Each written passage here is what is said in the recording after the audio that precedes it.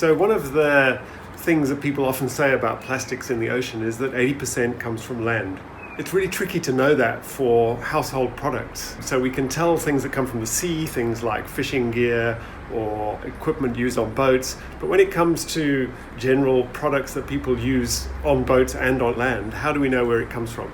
And so one of the things we're interested in looking at is using bottles as a way to identify where litter comes from. If you find a bottle like this that's still got its label on, it's really easy to know. You can just look on the label and it tells you that this is water that was made in India. If it hasn't got a label, it's a bit more tricky. Here's a much older bottle.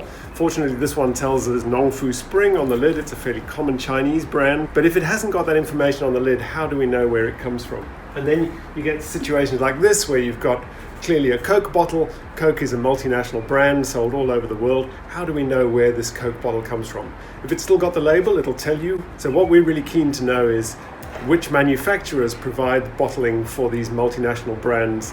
And the way you can look at that is to look on the bottom of the lid and around the neck of the bottle. So when we find a Coke bottle on a beach in the South Atlantic or the South Pacific, we can tell whether it came from a local source or whether it's been dispersed long distance either by drifting or more likely by being dumped from ships.